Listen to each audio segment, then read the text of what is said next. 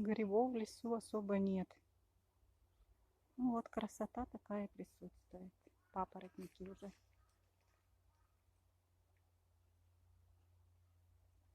желтеют, краснеют. Много уже листвы желтой.